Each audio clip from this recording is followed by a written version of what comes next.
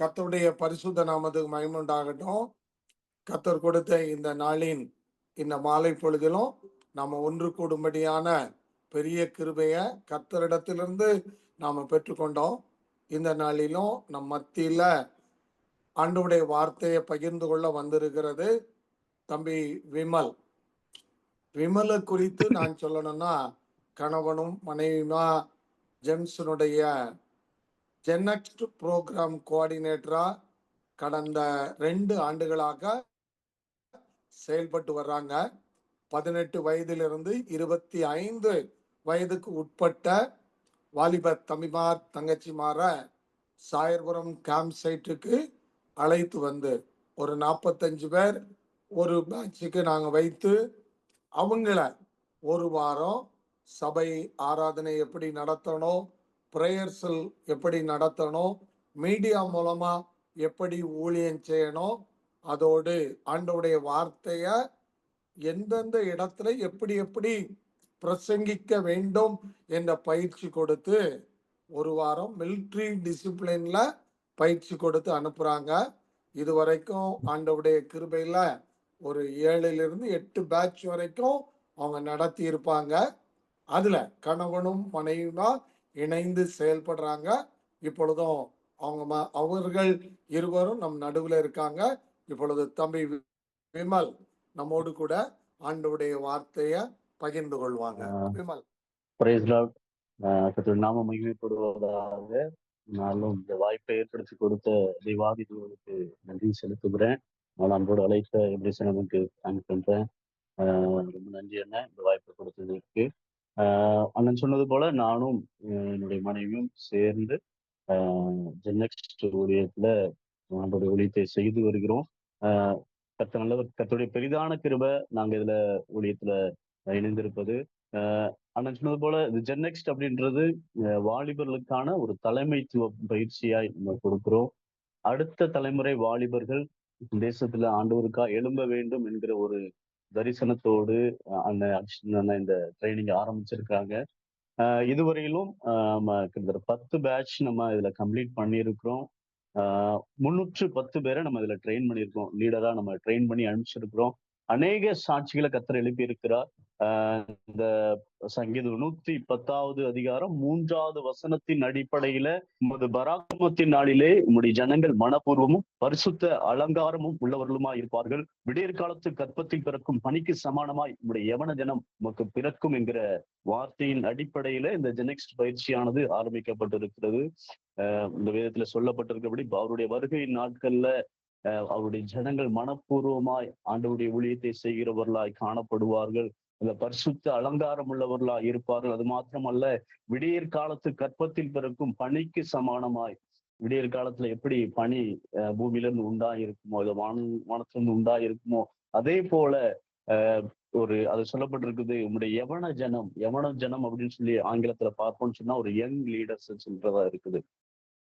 அப்படி young leaders தேசத்துல எழும்பி நின்று ஆண்டவருடைய ஊழியத்தை செய்கிறவர்களாய் காணப்படுவார்கள் என்று தீர்க்க தரிசனமா இந்த வசனம் எழுதப்பட்டு இருக்கிறது. அந்த வேத வசனத்தின் அடிப்படையில உண்மையாவே பார்ப்போம் என்று சொன்னால், ஒவ்வொரு பயிற்சிக்கும் ட்ரைனிங் வர்ற பிள்ளைங்களை பாத்தீங்கன்னா ஒரு கிட்டத்தட்ட பாதி பிள்ளைங்களுக்கு மேல நான் ஃபுல் டைமா ஆண்டவருடைய ஊழியத்தை செய்ய போகிறேன்னு சொல்லி அர்ப்பணிக்கிறத நாங்க இந்த பயிற்சியில பார்க்கிறோம். ஏதோ ஜெம்ஸ் மூலமா இதை ஆரம்பிச்சு நடத்தணும் இல்ல, ஆண்டவருடைய திட்டம் அனாதி தீர்மானத்தின்படியாய் இந்த பயிற்சியானது நடைபெற்று கொண்டு இருக்கிறது. அநேக வாலிபர்கள் எழும்பி இருக்கிறாங்க. பயிற்சியில பார்த்தோம்னா எப்படி அண்ணன் சொன்னது போல ஒரு ஆராதனைன்னா என்ன, ஒரு சீசன்னா எப்படி இருக்க வேண்டும்னு சொல்லி கற்றுக் கொடுக்கிறோம். எதிர்பாலினரோடு நம்ம எப்படி பழகணும், எப்படி எல்லாம் பழகக்கூடாது அப்படின்றத நம்ம கற்றுக் கொடுக்கிறோம். அது மாத்திரமல்ல, ஷேப் அப்படின்ற ஒரு காரியத்தை கற்றுக் கொடுக்கிறோம்.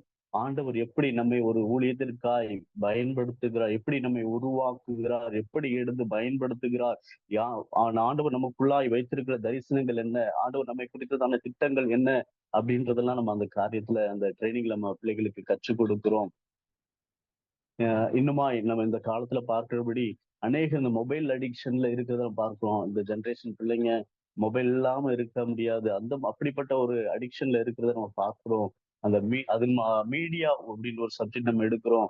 எப்படி நம்ம இந்த மொபைல் அடிக்ஷன்ல இருந்து வெளியில வருகிறது, இன்னுமா அப்படி விழுந்து கிடக்கிற மொபைல் அடிக்ஷன்ல இருக்க மற்றவர்களை நம்ம எப்படி தூக்கி விடுகிறது என்று கற்றுக் கொடுக்கிறோம்.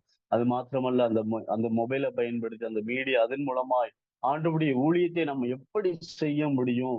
எப்படி நம்ம ஆண்டவருடைய ஊழியத்தை எந்த ஒரு பாதிப்பும் இல்லாம எப்படி ஆண்டவருடைய நற்செய்தியை கொண்டு போய் சேர்க்க முடியும் என்று நம்ம கற்றுக் கொடுக்கிறோம். இதன் வழியா அநேக வாலிபர்கள் தொடப்பட்டு இருக்காங்க. அநேகர் ஆண்டவருடைய ஊழியத்தை செய்யும்படியாய் எழும்பி இருக்கிறார்கள். அதுக்கு ஆண்டவர் நாமத்தை மகிமைப்படுத்துகிறேன். ஒரு பேட்ச்லாம் பார்த்தீங்கன்னா கிட்டத்தட்ட 7வது பேட்ச், 8வது பேட்ச் இருக்கும்னு நினைக்கிறேன். 36 பேர் கிட்ட வந்திருந்தாங்க. அதுல கிட்டத்தட்ட 18 பேர் ஃபுல் டைமா ஆண்டவருடைய ஊழியத்தை செய்யும்படி ஒப்புக் குடுத்தாங்க. நடந்து முடிந்த கடைசி பேட்ச்ல இப்ப கூட பாத்தீங்கன்னா 40 பிள்ளைங்க பார்ட்டிசிபேட் பண்ணாங்க 10வது பேட்ச்ல. கிட்டத்தட்ட 6 பிள்ளைங்க ஃபுல் டைமா ஆண்டவருடைய ஊழியத்தை செய்வதற்கு தங்களை அர்ப்பணிச்சிருக்காங்க. இப்படியா ஒவ்வொரு பேட்ச் ட்ரெய்னிங்லயும் பார்க்கிறோம். ஆண்டவருக்கா எழும்புகிற பிள்ளைகளை நம்ம பார்க்கிறோம். தொடர்ந்து நீங்க இந்த ஊழியத்திற்காக ஜெபித்துக் கொள்ளுங்க. இன்னும் அநேக சாட்சிகளை நான் சொல்ல முடியும். ஆ செருபாபேல் அப்படின்ற ஒரு தம்பி விருதுநகர் மாவட்டத்துல இருந்து வந்திருந்தாங்க. அவங்க இன்னைக்கு நம்ம ட்ரைனிங் முடிச்சு போனதுக்கு அப்புறம் ஃபுல் டைமா ஒர்க் தன்னை அர்ப்பணிச்சு எஃப்எம்பிபில மிஷினரியா பணி செய்யறாங்க. நம்ம அரூருக்கு அருகாமையில் இருக்கிற உடன்குடி பகுதிகளில் உடன்குடி பகுதியில் அவங்களோட ஹோம் இருக்குது. அந்த ஹோம்ல இன்சார்ஜா நம்ம ட்ரைனிங் முடிச்சு போய் ஃபுல் டைம் அர்ப்பணிச்ச அந்த தம்பி இப்போ அவங்க இன்சார்ஜா பணி செய்து கொண்டு இருக்கிறாங்க.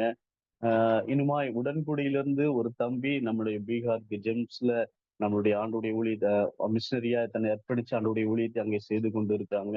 இனிமே அநேக வாலிபர்கள் சுதேசமாய் அந்தந்த அவங்க இருக்கிற இடங்கள்ல ஆண்டவருடைய ஊழியத்தை செய்கிறவர்களா இருக்கிறாங்க. இனிமே பைபிள் காலேஜ் போன பிள்ளைங்க இருக்கிறாங்க. இனிமே அநேகர் ஆண்டவருக்காக தங்களை அர்ப்பணிச்சிருக்காங்க. அவங்களாம் கோர்ஸ் கம்ப்ளீட் பண்ணி முடித்த பின்பதாக நம்முடைய ஜெம்ஸ் ஸ்தாபனத்திலோ இல்லை மற்ற ஊழியங்கள்ல அவர்கள் ஈடுபடுவேன்னு சொல்லி தங்களை அர்ப்பணித்திருக்காங்க. தொடர்ந்து அவர்களுக்காய் ஜெபித்துக் கொள்ளலாம். ஆஹ் கர்த்தர் நல்லவர். தொடர்ந்து இந்த மாதம் கூட 25ஆம் தேதியிலிருந்து 31ஆம் தேதி வரைக்கும் இந்த 11th பேட்ச் ட்ரைனிங் நடைபெற இருக்கிறது. அதற்காக நீங்க ஜெபித்துக் கொள்ளலாம். இதுல நானும் என்னுடைய மனைவியும் இணைந்து இந்த ஊழியத்தை செய்து கொண்டு வருகிறோம். எங்களுக்காகவும் இந்த ஊழியங்களுக்காக நீங்க ஜெபித்துக் கொள்ளுங்க. நாம் அறிந்திருக்கிறபடி ஒரு வாலிப பிள்ளைங்களை இந்த ட்ரைனிங்க்கு உள்ள கொண்டு வருன்றது இந்த காலகட்டத்துல அது 7 நாட்கள் மொபைல் இல்லாம இருக்கணும்னு சொல்லி எந்த பிள்ளைங்களாவது கூப்பிட்டோம்னா அது ரொம்ப பெரிய சேலஞ்சான காரியம். ஆனா அதின் மத்தியிலும் கர்த்தருடைய தரிசனம் இருக்கிறபடினாலே, கர்த்தருடைய திட்டம் இதுல இருக்கிறபடினாலே, ஒவ்வொரு பேட்சுக்கும் கர்த்தர் தான் பிள்ளைங்களை கொண்டு வராங்க. நான் பார்க்கிறோம். நாங்க ஒரு பக்கம் பிரயாசப்படுவோம், ஒரு பக்கம் அலைஞ்சு திரிஞ்சாலும் கூட, ஆனா நாங்க அலைஞ்சு திரிஞ்ச பக்கத்தை காட்டிலும் வேறொரு பக்கத்துல இருந்து ஆண்டவர் பிள்ளைகளை கொண்டு வருகிறார். அதுல இருந்து நாங்க விளங்கிக் கொள்ளுகிறதான காரியம் இதுல கர்த்தருடைய தரிசனம் இருக்கிறது, கர்த்தருடைய திட்டம் இருக்கிறது, கர்த்தர் நடத்தி கொண்டு இருக்கிறார். ஹல்லேலூயா. எங்களுடைய முயற்சியோ எங்களுடைய பிரயாசமோ ஒன்றுமே இல்லை. வரைக்கும் 10 பேட்ச் நடத்திருக்குன்னு சொன்னா எங்களுடைய முயற்சியோ எங்களுடைய பிரயாசமோ இல்லை. இது ஆண்டுடைய திட்டம், ஆண்டுடைய தரிசனம், ஆண்டவர் நடத்தி கொண்டு இருக்கிறார். கர்த்தருடைய நாமம் மாத்திரம் மகிமைப்படட்டும். தொடர்ந்து இந்த 11th பேட்சுக்காக கூட நீங்க ஜெபித்துக் கொள்ளுங்க. இந்த நேரத்திலும் கூட யாராவது ஒருவர் இந்த நடக்கிற நம்ம சாயர்புரத்துல நம்ம ஜெம்ஸ் தரிசன மையத்துல நடைபெறுகிற இந்த ஜென்னெக்ஸ்ட் ஊழியத்திற்காக ஆண்டவர் சமூகத்துல ஒப்பு கொடுத்து நடக்க இருக்கிற இந்த மே மாசம் நடக்க இருக்கிற இந்த ஜென்னெக்ஸ்ட் கத்திர ஆசீர்வதிக்கும்படியாய் தொடர்ந்து இந்த ஊழியத்திற்கு பிள்ளைகளை கற்றுக் கொண்டு வரும்படியாய் ஆண்டவர் சமூகத்துல ஒப்பு கொடுத்து எங்களுக்காகவும் இந்த ஊழியங்களுக்காகவும் ஜெபிக்கும்படியாய் நான் பாக்கியிருக்கிறேன். கூட நான் இதுல பகிர்ந்து கொள்ளலாம்னு சொல்லி ஆசைப்படுறோம். சென்னையில ஒர்க் பண்ணிட்டு இருந்தோம், சென்னையில தங்கியிருந்தோம். என்னோட நேட்டிவ் பாத்தீங்கன்னா தூத்துக்குடி. ஆனா ஒர்க்குக்காக நாங்க ஒரு 2012 என்னோட 10ல இருந்து 12 வரைக்கும் நான் எம்பி அங்கே படிச்சேன். முடிச்சுட்டு அப்படியே அங்க சென்னையில ஒர்க் பண்ணிட்டு இருந்தேன். 8 இயர்ஸ் 20 வரைக்கும் ஒர்க் பண்ணிட்டு இருந்தேன். அப்போ 20ல நமக்கு லாக்டவுன் வரும்போது லாக்டவுன்ல தான் நான் என்னோட வில்லேஜ் வர்றேன். வில்லேஜ் வந்து நான் ஒர்க் பண்ணிட்டு இருக்கும்போது லாக்டவுன்ல வீட்டுல இருந்த ஒர்க் ஃப்ரம் ஹோம்ல இருக்கும்போது எனக்கு சரியான சேலரி என்னோட கம்பெனில இருந்து வராதனால நான் அதை ஃபிட் பண்ணிட்டு ஜாப் ரிசைன் பண்ணிட்டு நான் ஒரு பிஸ்னஸ் இங்க ஸ்டார்ட் பண்ணிக்கிட்டு இருந்தேன். அப்போ பண்ணிட்டு இருக்கும்போது எதுக்காக சொல்றேன் அப்படின்னா எப்படி ஆண்டவர் இந்த ஊழியத்துல எங்களை இணைத்தார் அப்படின்றதுக்காக நான் சொல்றேன். ஆஹ் இங்க ஒர்க் பண்ணிட்டு இருக்கு அப்படியே பிசினஸ் பண்ணிட்டு இருக்கும்போது ஆரம்பத்துல கொஞ்சம் கிராஜுவலா அப்படியே பிசினஸ் க்ரோ ஆகிட்டே இருந்தது. ஒரு கட்டத்துல நல்ல ஒரு பீக் பொசிஷன்ல நல்ல ஒரு ஏர்னிங்ஸ் நாங்க நல்லா சம்பாதித்து கொண்டு வந்தோம் அந்த பிசினஸ்ல. ஒரு காலகட்டத்துக்கு அப்புறம் அப்படியே பிசினஸ் அப்படியே ஸ்லோ டவுன் ஆக ஆரம்பிச்சு ரொம்ப டல்லா இருந்துச்சு. யாருக்கெல்லாம் எந்த ஷாப்ஸ்லாம் நாங்க சப்ளை பண்ணிட்டு இருந்தோமோ அந்த ஷாப்ஸ்ல இருந்து அந்த வாங்குற குட்ஸை இல்ல வேண்டாம் இனிமே வேண்டாம் அப்படின்ற மாதிரி ஸ்டாப் பண்றதான ஒரு சூழ்நிலை போய்கிட்டே இருந்தது. அப்படியே கிட்டத்தட்ட அப்படியே டோட்டலா வந்து எங்களோட இன்கம் அப்படியே ரொம்ப குறைய ஆரம்பிச்சிருச்சு. எங்களுக்கு என்ன பண்றதுன்னு தெரியல. நான் ஜெபம் பண்ணிட்டே இருக்கேன். ஆண்டவரே உங்கள நம்பி தான் நான் அந்த பிசினஸ் பண்றேன்.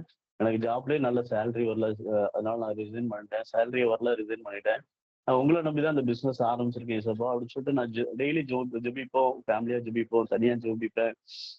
அப்படியே ஜெபிச்சுக்கொண்டே இருந்தேன். ஆனா ஒரு நாள் வந்து அப்படியே அலைஞ்சு திரிஞ்சு நான் வரும்போது பைக்ல மார்க்கெட்டிங் போயிட்டு திரும்ப வரும்போது அப்படியே அழுதுட்டு ஜெபம் பண்ணிட்டு வரேன். ஆண்டவரே உங்கள நம்பி தானப்பா அந்த பிசினஸ் ஆரம்பிச்சேன். அன்னைக்கெல்லாம் எனக்கு ஒரு ரூபா கூட எனக்கு அன்னைக்கு என்னால அன்னைக்கு கலெக்ஷன் எடுக்க முடியல. அப்போ நான் ஜெபம் பண்ணிட்டே வர்றப்போ வந்து அப்படியே நான் வீட்ல வந்து அப்படி வீட்ல தான் ஆஃபீஸ் செட்டப் பண்ணியிருந்தேன். அப்படி வீட்ல உட்காந்து டேபிள்ல உட்காந்து அப்படி பைபிள் எடுத்து வாசிக்க ஆரம்பிச்சேன். ஆண்டவரே என்ன ஏசப்பா வீட்டுக்கு கொடுக்கறதுக்கு ஒண்ணுமே இல்லையே. நான் போட்டு போன பெட்ரோலுக்கு என் கையில இருந்து தானே போட்டு செலவு பண்ணியிருக்கேன்.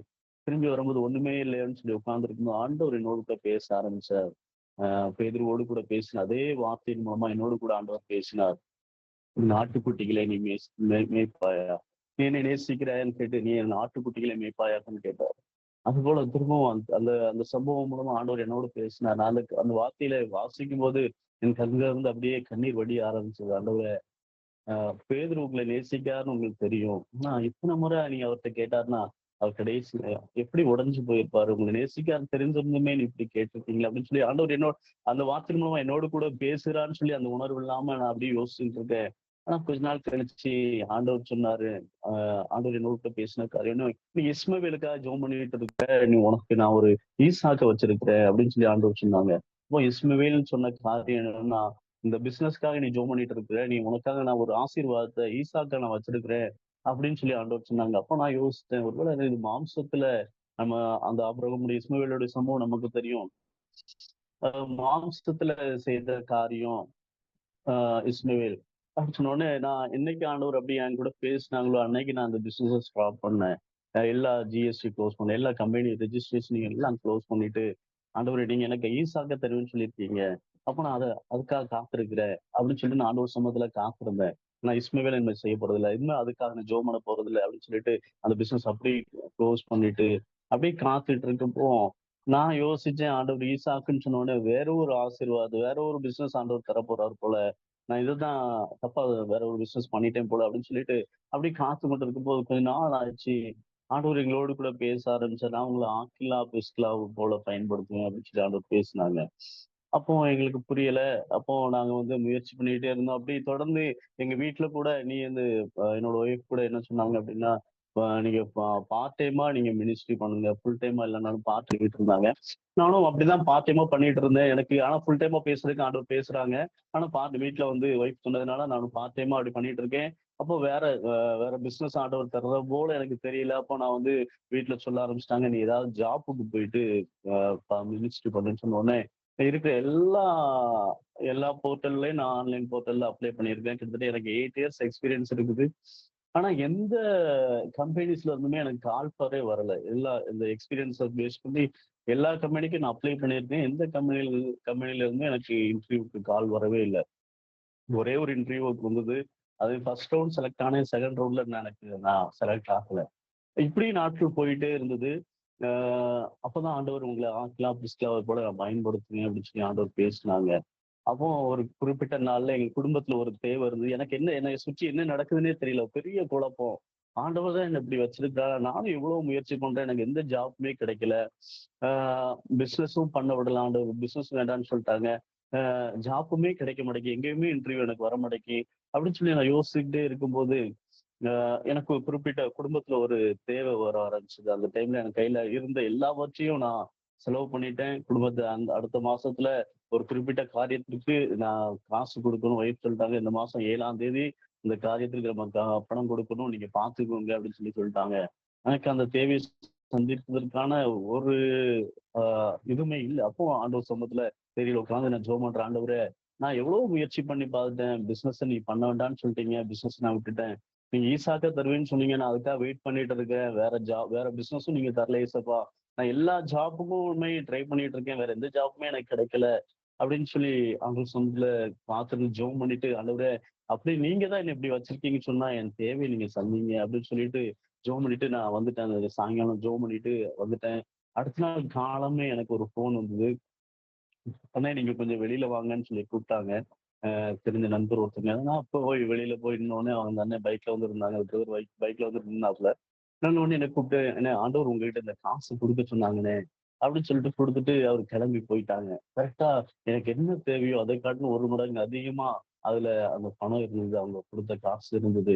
அப்பதான் எனக்கு பெரிய நம்பிக்கை வந்தது. நான் ஜெபித்தேன் முந்தின நாள் ஈவினிங் தான் ஜெபித்தேன். என்னுடைய தேவைய நீங்க சந்திங்க ஏசப்பா. ஏன்னா நீங்க ஏன் எதுக்காக என்ன இப்படி வச்சிருக்கிறீங்கன்னு சொன்னா, நீங்க தான் என்ன இப்படி வச்சிருக்கீங்கன்னு சொன்னா, அந்த தேவையில சந்திங்க நான் ஜெபம் பண்ணேன். ஆண்டவர் அந்த தேவைய செஞ்சார். பெரிய நம்பிக்கை வந்தது. ஆண்டவர் தான் என்னை நடத்துறாரு. ஆண்டவர் தான் என்னை இப்படி வைத்திருக்கிறார்ன்னு சொல்லி ஒரு பெரிய நம்பிக்கை வந்தது. சைமல்டேனியஸா நான் அந்த ஜென்எக்ஸ்ட பத்தி கேள்விப்படுறேன். ஆனா எனக்கு அதுல ஃபுல் டைம்ன்றதுனால அதுல போகாம அப்படியே யோசிச்சுக்கிட்டே இருக்கும்போது, அ அ எல்லாரும் இந்த கென்னடியன்ட்ட நான் போய் கேட்டேன். அண்ணன் அண்ணன் கூட சொல்லியிருந்தாங்க. ஆ இங்க ஒரு ஓப்பனிங் இருக்குன்னு சொல்லி சொல்லியிருந்தாங்க. அப்போ அண்ணன்ட்ட போய் கேட்கும்போது, "நீங்க நீங்க ஜாயின் பண்ணுங்க" அப்படின்னு சொல்லி சொன்னாங்க. அப்பதான் நாங்க இதுல ஜாயின் பண்ணோம். நாங்க ஆண்டவர் முன்னாடியே பேசியிருந்தாங்க என்கிட்ட. ஆக்கிலா, பிரிஸ்கில்லாவ போல ஆண்டவர் உங்கள பயன்படுத்துவார்ன்னு சொல்லி, நானும் உங்கள பயன்படுத்துவேன்னு சொல்லி, சரியா ஆண்டவர் சொன்னது போலவே ஆக்கிலா, பிரிஸ்கில்லா என்ன தொழில் செய்தாங்களோ, அதே வேலைய நாங்க இங்க செய்து கொண்டு இருக்கிறோம். அந்த ஜெனெக்ஸ்ட்ல வர்ற பிள்ளைங்களுக்கு கூடாரம் எப்படி போடுறது? அப்படின்ற காரியங்கள நாங்க தான் கற்றுக் கொடுக்கிறோம். எப்படி ஆக்கிலா, பிரிஸ்கில்லா கூடார தொழில் செய்தாங்களோ, அதே போலவே இந்த கூடார தொழில செய்கிறதற்கு கூடார தொழில்ல அவங்க பிள்ளைகளுக்கு எப்படி போடுறதுன்னு சொல்லி கற்றுக் கொடுப்பதற்கு கர்த்தர் அழகா எங்களை பயன்படுத்துகிறார். கர்த்தருக்கு நன்றி செலுத்துகிறேன். எங்க மேல வைத்த அந்த அழைப்பு அப்படியே ஆண்டவர் அப்படி 100% அந்த ஊழியத்துல எங்களை பயன்படுத்துகிறார். கர்த்தருக்கு ஸ்தோத்திரிக்கிறேன். இந்த நாளிலும் கூட உங்கள உங்களோடு கூட தியானிக்கும்படியாய் தெரிந்து கொண்ட வேத பகுதி ஏசாயா 60வது அதிகாரம் 1வது வசனம். எழும்பி பிரகாசி, உன் ஒளி வந்தது, கர்த்தருடைய மகிமை உன்மேல் உதித்தது. இந்த நாட்கள்ல கூட ஆண்டவர் விரும்புகிறதான காரியம் எழும்பி பிரகாசி. ஆண்டவர் எல்லாரையும் யாரெல்லாம் ஆண்டவர் சொந்த இரட்சகராய் ஏற்றுக்கொண்டு இருக்கிறோமோ, எல்லாரிடமும் ஆண்டவர் இந்த நாட்கள்ல விரும்புகிற, எதிர்பார்க்கிற ஒரு காரியம் அவர்கள் எழும்பி பிரகாசிக்க வேண்டும் என்று. வேதம் சொல்லுகிறது, யோவான் 1வது அதிகாரம் 9வது வசனம், உலகத்திலே வந்து எந்த மனுஷனையும் பிரகாசிப்பிக்கிற ஒளியே இந்த மெய்யான ஒளி. அவர் யாரையும் கொண்டு பயன்படுத்த முடியும். ஒருவேளை உங்களுடைய வாழ்க்கை இந்த உலகத்திலே மேன்மையான ஒரு இடத்திலே ஆண்டவர் வைத்திருக்கலாம். இல்லை என்று சொன்னால் ஒரு மிடில் அண்ட் ஆவரேஜ் லெவல்ல நம்மளுடைய குடும்ப வாழ்க்கை இருக்கலாம். நம்முடைய தனிப்பட்ட வாழ்க்கை இருக்கலாம். ஒருவேளை ஒரு அடிமையை போல ஒரு ஒரு ரொம்ப ரொம்ப தாழ்மையான ஒரு இடத்துல ஆண்டவர் நம்மை வைத்திருக்கலாம். ஆண்டவர் எப்படி நம்மை வைத்திருந்தாலும் சூழ்நிலைகள் நம்முடைய ஊழியத்தை எழும்பி பிரகாசிக்கிறதை ஒரு நாளும் தடை பண்ண போகிறதில்லை. நம்ம எந்த சூழ்நிலையில ஆண்டவர் நம்மை வைத்திருக்கிறாரோ அதே சூழ்நிலையில அதே இடத்திலிருந்து ஆண்டவருக்காக எழும்பி பிரகாசிக்க வேண்டும் என்று தேவன் விரும்புகிறார். நம்மை சுற்றி நடக்கிற காரியங்களை நம்ம கவனிக்கிறவர்களாய் காணப்பட வேண்டும். ஒருவேளை நம்ம எந்த சூழ்நிலையில இருந்தாலும் சரி, நல்ல உயர்வுல இருந்தாலும் சரி, இல்ல ஒரு தாழ்வுல இருந்தாலும் சரி, எந்த சூழ்நிலையில் இருந்தாலும் நம்மை சுற்றி நடக்கிறவர்களை நம்ம கவனிக்கிறவர்களா இருக்க வேண்டும். அதாவது சொன்ன போனோம் நம்ம கடைசி நாட்களுக்குள்ள வந்திருக்கிறோம். இந்த ஜனங்கள் அழிவை நோக்கி ஓடிக்கொண்டு இருக்கிறார்கள். ஒரு பக்கம் சத்தான் சத்ருவானவன் வஞ்சகமாய் தந்திரமாய் அநேக ஆத்துமாக்களை அவன் வழிகளை இழுத்து கொண்டு போகிறதை நம்ம பார்த்து கொண்டு இருக்கிறோம். அநேகர் இந்த உலகத்தின் சிற்றின்பங்களுக்குள்ளாய் மூழ்கி கிடக்கிறதை நம்ம பார்த்து கொண்டு இருக்கிறோம். ஒருவேளை நம்ம உயர்வுல ஆண்டவர் வைத்திருப்பார் என்று சொன்னால் நம்மால் முடிந்த ஊழியத்தை ஆண்டவர் செய்ய வேண்டும் என்று விரும்புகிறார். உங்களை தாழ்வில் இருப்போம் என்று சொன்னால் அந்த இடத்திலிருந்து ஆண்டவருடைய ஊழியத்தை ஆத்துமாக்களை அவர் பக்கமா இழுக்க வேண்டும் என்று தேவன் விரும்புகிறார். இந்த நாட்கள்ல நம்ம பார்க்கிறோம், கிறிஸ்தவர்களை நம்ம பார்க்கிறோம்.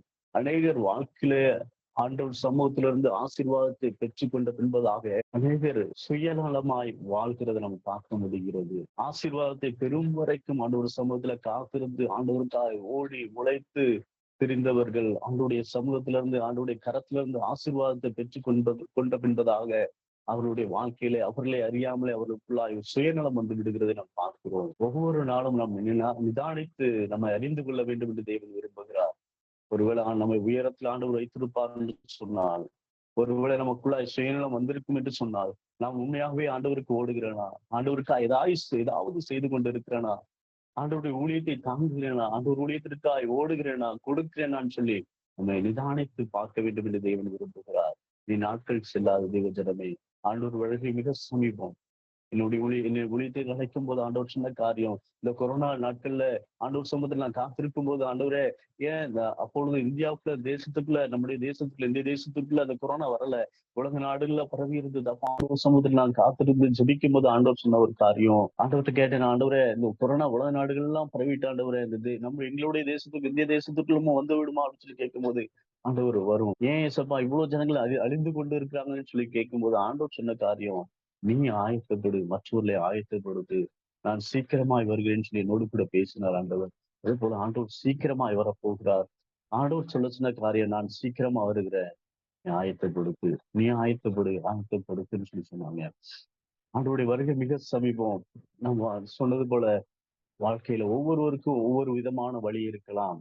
ஆனா நாம் போகிற வழியில ஆண்டவருக்காய் எழும்பி பிரகாசிக்க வேண்டும் என்று ஏசாயா 60வது அதிகாரம் 1ஆம் வசனத்துல சொல்லப்பட்டிருக்கிறது. எழும்பி பிரகாசி. தேவன் நம்மளிடத்திலிருந்து ஆண்டவர் எதிர்பார்க்கிற காரியம், நாம் எழும்பி பிரகாசிக்க வேண்டும் என்று தேவன் விரும்புகிறார். தேவன் ஒருவர் கர்த்தரை ஏற்றுக்கொண்டு கொண்டிருப்பான் என்று சொன்னால், நிச்சயமாகவே கர்த்தர் அவனுக்குள்ளா இருப்பார் என்று சொன்னால், கர்த்தருடைய வெளிச்சம் அவனுக்குள்ளா இருக்கும் என்று சொன்னால், அவன் நிச்சயமாகவே செயல்படாமல் இருக்க முடியாது. நிச்சயமாகவே ஏதோ ஒரு விதத்துல ஆண்டுடைய ஊழியத்தை செய்து கொண்டுதான் இருப்பார்கள். ஆண்டுடைய சுவிசேஷத்தை அறிவித்துக் கொண்டுதான் இருப்பார்கள். அவர்கள் சும்மா இருக்க முடியாது. அழிந்து போவதில் ஆத்துமாக்களை குறித்து அவர்களுக்கு நிச்சயமாய் ஒரு கரிசனை இருக்கும், ஒரு வழி இருக்கும், ஒரு வேதனை நிச்சயமாக அவர்களுக்குள்ளாய் உண்டாயிருக்கும். வேதத்திலிருந்து கூட ஒரு சம்பவத்தை பார்க்கலாம். தேவன் ஒருத்தரை உயர்த்தி வைப்பார் என்று சொன்னால் அந்த உயர்வுக்கு ஒரு முகாந்திரம் உண்டு. ஒருத்தரை தாழ்த்தி வைப்பார் என்று சொன்னால் அது தாழ்த்தப்படுவதற்கு ஒரு முகாந்திரம் உண்டு.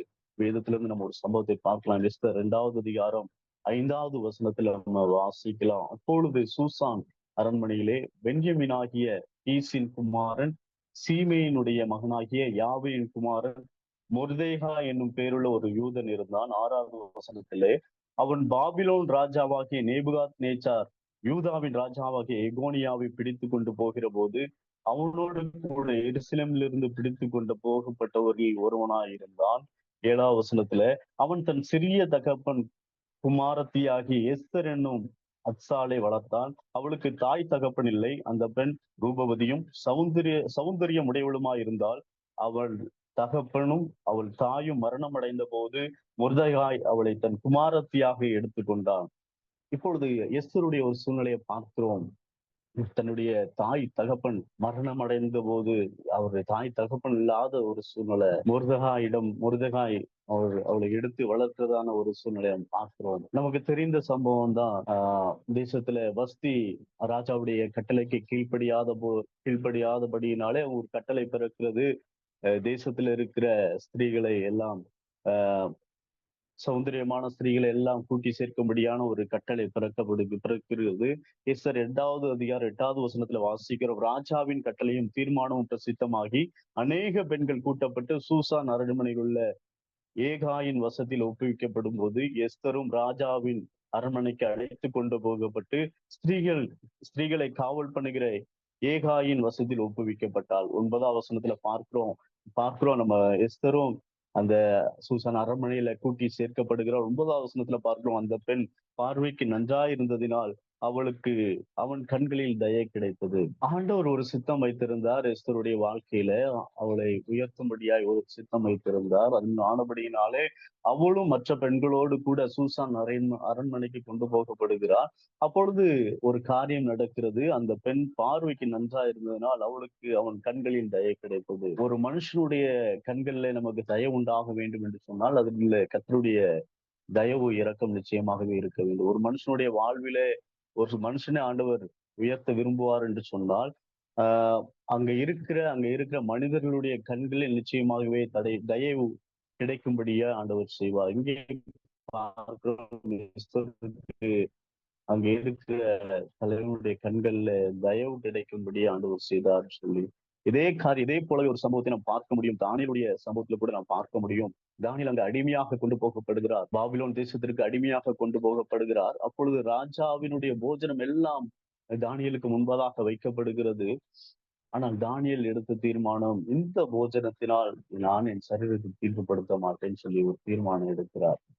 ஆண்டவருக்காய் வைராக்கியமாய் நிற்க வேண்டும் என்று ஒரு தீர்மானம் எடுக்கிறார். தொடர்ந்து அந்த சம்பவத்தை நம்ம வாசித்தோமானால் அதுல சொல்லப்பட்டிருக்கிற காரியம், பிரதானிகளுடைய கண்களில் பிரதானிகளுடைய தலைவனுடைய கண்களில் தியானியலுக்கு தயை கிடைக்கும்படி ஆண்டவர் செய்தார் சொல்லி வேதத்துல வாசிக்கிறோம். ஒருவன் ஆண்டவருக்காக எழும்பி பிரகாசிக்க வேண்டும், ஆண்டவருக்காய் தன்னை காத்து கொள்ள வேண்டும், பரிசுத்தமாய் காத்து கொள்ள வேண்டும் என்று தீர்மானம் எடுக்கும்போது, ஆண்டவருக்காக அல்லது எழும்ப வேண்டும் என்று எழும்பி பிரகாசிக்க வேண்டும் என்று தீர்மானம் எடுக்கும்போது, அவனுக்கு மனுஷருடைய கண்கள்ல தயவு கிடைக்கும்படி ஆண்டவர் செய்கிறார்னு பார்க்கிறோம். அதே போலவே இங்க எஸ்தரை உயர்த்தும்படியா ஆண்டவர் திட்டம் கொண்டிருக்கிறார். ஆனபடியினாலே இங்க அந்த தலைவனுடைய கண்கள்ல அவளுக்கு தயவு கிடைக்கும்படியா ஆண்டவர் செய்கிறார். தொடர்ந்து எஸ்தர் 2வது அதிகாரம் 14வது வசனத்திலே பார்க்கிறோம். சாயங்காலத்திலே அவள் உள்ளே பிரவேசித்து காலமே அபிமான ஸ்திரீகளை காவல் பண்ணுகிற ராஜாவின் பிரதானியாகிய சாஸ்காசுடைய விசாரிப்புக்குள்ளா இருக்கிற ஸ்திரீகளின் 2ஆம் மாடத்துக்கு திரும்பி வருவாள். ராஜா தன்னை விரும்பி பேர் சொல்லி அழைப்பித்தால் ஒழிய அவள் ஒருபோதும் ராஜாவிடத்தில் பிரவேசிக்க கூடாது. நமக்கு இந்த காரியங்கள் தெரியும். அது 15வது அதிகாரத்தை 15வது வசனத்துல வாசிப்போம் என்று சொன்னால், எஸ்தருக்கு தன்னை காக்கிற எல்லா கண்களிலும் தயை கிடைத்தது. ஆண்டவர் செய்கிறதான காரியம் அந்த தலைவனுடைய கண்களிலும் மாத்திரமல்ல, யாரெல்லாம் அவர்களை சுற்றி இருக்கிறார்களோ அவருடைய எல்லாருடைய கண்களிலையும் ஆண்டவர் தயை கிடைக்கும்படி ஆண்டவர் கிருபை செய்கிறார். தொடர்ந்து 17வது வசனத்துல நம்ம வாசிப்போம் என்று சொன்னால், ராஜா சகல ஸ்திரீகளை பார்க்கிலும் எஸ்தர் மேல் அன்பு வைத்தான். ஆண்டவர் ராஜாவுடைய இருதயத்தையும் கூட ஏவுகிறார். ஏன் என்று சொன்னால், அவளை உயர்த்தும்படியாய், ராஜா அவளை நேசிக்கும்படியாய் ஒரு ஒரு காரியத்தை ஆண்டவர் செய்கிறதாய் பார்க்கிறோம். இது இயல்பாய் நடக்கிறதல்ல. ஆண்டவர் ஒருத்தர் மேல திட்டம் வைத்திருக்கிற போது அவர்களை சுற்றி இருக்கிற நபர்கள் எல்லாம் அவர்களுக்கு சாதகமாய், அந்த சூழ்நிலை எல்லாம் எஸ்தருக்கு சாதகமாய் மாறும்படியாய் ஆண்டவர் காரியங்கள் நடப்பித்து கொண்டிருக்கிறத பார்க்க முடிகிறது.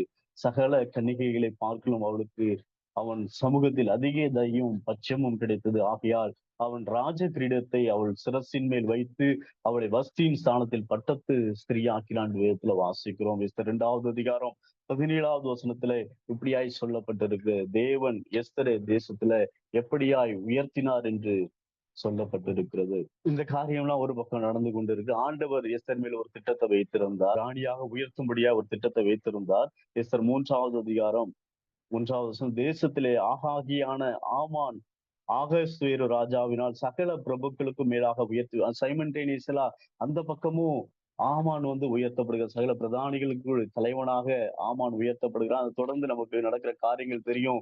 ஆமான் அவனை முர்தேகாய் ஆமானை வணங்காதபடியினாலே முர்தேகாவை கொலை செய்யும்படியாய் வகை தேடுகிறான். அவனுக்கு அது அற்பமான காரியமாய் தோன்றினபடியினாலே அவன் இனத்தாராகிய யூத குலத்தை முழுவதுமாய் அழிக்கும்படியாய் வகை தேடுகிறான். அதற்காய் கட்டளையையும் ராஜாவுடைய சமூகத்துல பெற்றுக்கொண்டு எல்லா தேசம் எங்கும் அந்த கட்டளை பிறப்பிக்கப்பட்டது என்று நாம் பார்க்கிறோம்.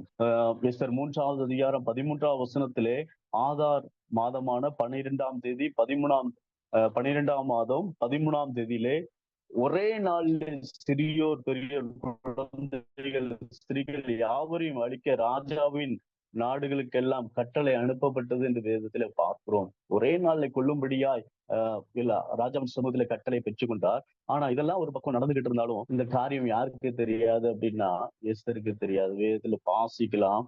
இந்த காரியம்லாம் நடைபெற்று கொண்டிருந்தபடியினாலே எஸ்தர் 4வது அதிகாரம் 1வது வசனத்துல பார்க்கிறோம். முர்தேகாய் ரெட்டுடுத்தி கொண்டு சாம்பல்ல உட்கார்ந்து ராஜாவின் சமூகத்தின் முன்பதாக, ராஜா அரண்மனைக்கு முன்பதாக ஓடி வருகிறான். அவனை இரட்டை உடுத்திருந்ததினாலே அவனை அரண்மனைக்குள்ள அனுமதிக்க முடியாத ஒரு சூழ்நிலையினாலே தடுக்கப்படுகிறான். 4வது அதிகாரம் 5வது வசனத்துல நம்ம பார்க்கிறோம். எஸ்தர் சொல்லுகிறதான காரியம் என்ன, அதன் முகாந்திரம் என்ன என்று விசாரிக்கும்படி அறியும்படி முர்தேகாயினிடத்தில் விசாரிக்க அவனுக்கு கட்டளையிட்டான்னு சொல்லி வேதத்துல பார்க்கிறோம். தன்னை சுற்றி இவ்வளவு காரியங்கள், தன் இனம் அழிக்கப்படும்படியான கட்டளை தேசத்துல பிறந்திருக்கிறது. ஆனால் இது யாருக்கு தெரியல? எஸ்தருக்கு தெரியல. ஒரு ஏழ்மையில் இருந்த மகள் தான் இப்பொழுது ஆண்டவர் அவர்களை ஒரு தேசத்துல ராஜத்தியாக ஆண்டவர் ராணியாக உயர்த்தி வைத்திருக்கிறார். அரண்மனையில பிரவேசிக்கிறதான காரியம் மிக உயர்ந்த நிலையில தேசத்துல இருக்கிறார். ஆனா தேசத்துல நடக்கிற காரியங்கள் அவருக்கு தெரியல. ராஜா பிரபித்த கட்டளை சகல நாடுகளுக்கும் அனுப்பப்பட்டிருக்குது. ஆனா அவங்க அரண்மனையில இருக்கிறது ராணிக்கு தெரியல. எஸ்தர் ராணிக்கு தெரியாது போன காரியம். தன்னுடைய இனம் அழிய போகிறது, தன்னுடைய ஜனம் அழிய போகிறது. ஆனா இதெல்லாம் அறியாதபடிக்கு அவள் அமைதியாக தன்னுடைய வாழ்க்கையை கவனித்துக் கொண்டு இருக்கிறதான ஒரு காரியத்தை நம்ம பார்க்க முடியும்.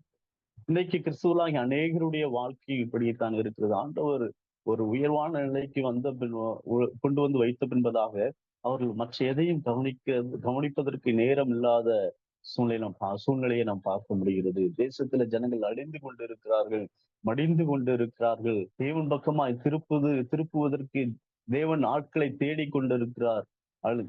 அதற்கு ஆட்கள் இல்லை. அறுவடையோ மிகுதி, ஆட்களோ கொஞ்சம். தேசத்துல கோடியாய் ஜனங்கள் அழிந்து கொண்டிருக்கிறார்கள். தேவனை அறியாதபடிக்கு மூட நம்பிக்கையினாலும் பாரம்பரியங்களினாலும் அழிந்து கொண்டிருக்கிறார்கள். ஆனால் அவர்களை ஆண்டோர் பக்கமாய் திருப்புகிறதற்கான ஆட்கள் மிகவும் சொற்பம். நாட்கள்ல பார்க்கிறோம், ஆண்டவருடைய ஊழியத்தை செய்ய வேண்டும் என்று எழும்புகிற வாலிபர்கள் மிகவும் சொற்பம். எங்களுடைய கிராமத்துல கூட நம்ம பார்ப்போம்னு சொன்னா, எங்க கிராமத்துல கடந்த ஒரு 10 ஆண்டுகளா ஒரு எழும்புற ஊழியர் பாத்தீங்கன்னா ஒரு 4-5 பேர் தான் கிராமத்துல இருந்து எழும்பியிருக்காங்க. ஆனா அதுக்கு முந்தின 10 ஆண்டுகள் பார்த்தீங்கன்னா ஒரு 20 பேர் 25 பேர் ஆண்டுடைய ஊழியத்தை செய்யும்படியா எழும்பியிருக்காங்க. வர நாட்கள் சமீபம் ஆகிக் கொண்டிருக்கிறது. ஆனா வேலையாட்களோ குறைந்து கொண்டிருக்கிறார்கள். ஆண்டவருக்காக எழுப்புகிற வாலிபர்கள் மிகவும் குறைவு. ஆண்டுடைய ஊழியத்தை செய்ய வேண்டும் என்று எண்ணுகிற வாலிபர்கள் மிகவும் சொற்பம். ஒருவேளை வாலிபர்கள் தங்கள் உற்சாகமா ஆண்டவர் சமூகத்துல ஆண்டவர் ஊழியத்தை செய்ய ஒப்பு கொடுப்பார்கள் என்று சொன்னால், ஆனா அவர்களுடைய பெற்றோர்கள் அதற்கு தடையா இருக்கிறத நிறைய நேரங்கள் நாம் பார்க்கிறோம். நீ ஒர்க் பண்ணிட்டே ஆண்டுடைய ஊழியத்தை செய்யலாமே, நீ படிச்சுட்டே நல்ல ஜாப்ல போயிட்டு நீ ஊழியத்துக்கு சப்போர்ட் பண்ணலாமே, நீ ஏன் ஃபுல் டைமா போன? யார் உன் குடும்பத்தை விசாரிக்கிறது? ஏன் யார் உன்னுடைய பிள்ளைகளுக்கு, உன்னோட தங்கைக்கு, உன் அக்காவுக்கு யார் திருமணம் செய்து வைக்கிறதுன்னு சொல்லி வாலிபர்களை தடை பண்ணுகிறதான காரியங்களை பார்க்கிறோம். இந்த எஸ்தருடைய சூழ்நிலை அப்படித்தான். ஒரு உயர்வை அடைந்த பின்பதாக தேசத்துல நடக்கிற காரியத்தை அறிந்து கொள்ள முடியாதபடிக்கு வாழ்ந்து கொண்டிருக்கிறத பார்க்கிறோம். எஸ்தர் 4வது அதிகாரம் 14வது வசனத்துல தேசத்தின் நிலைமையை எஸ்தர் அறிந்த போது அப்படின்னு சொல்லி பார்க்கிறோம். ஒரு சம்பவத்துல முர்தேயா 14வது வசனத்துல சொல்லுகிறார், இந்த காலத்தில் நீ மௌனமா இருந்தால் யூதருக்கு ரட்சிப்பும் சகாயமும் வேறு இடத்திலிருந்து உண்டாகும் சொல்லி. ஒருவேளை நீங்களும் நானும் இந்த ஊழியத்தை செய்யும்படியா எழும்பலன்னு சொன்னா ஆண்டவர் வேறொரு இடத்துல இருந்து ஆண்டவர் எழும்ப பண்ணுவார். நீங்களும் நானும் எழும்பி பிரகாசிக்கலன்னு சொன்னா, ஒருவேளை உங்க பிள்ளைகளும் என்னுடைய பிள்ளைகளும் எழும்பி பிரகாசிக்க நம்ம அனுமதிக்கலன்னு சொல்லி சொன்னா, ஆண்டவர் வேறொரு இடத்திலிருந்து பிள்ளைகள் எழும்ப பண்ணுவார். இந்திய தேசத்திற்கு ரட்சிப்பும் சகாயம் வேறொரு இடத்திலிருந்து வரும் என்று ஆண்டவர் சொல்லுகிறார். எப்படி யூதருக்கு ரட்சிப்பும் சகாயம் வேறொரு இடத்திலிருந்து வரும் சொல்லி முர்தெகாய் சொன்னாரோ, அதே போல நம்முடைய தேசத்திலும் சம்பவிக்கும் நாட்கள் சமீபம். எப்போ அந்த செய்தியை அவர் எஸ்தர் ராணி கேள்விப்படுகிறார்களோ அப்பொழுது அவர்கள் ஒரு தீர்மானம் எடுக்கிறார்கள்.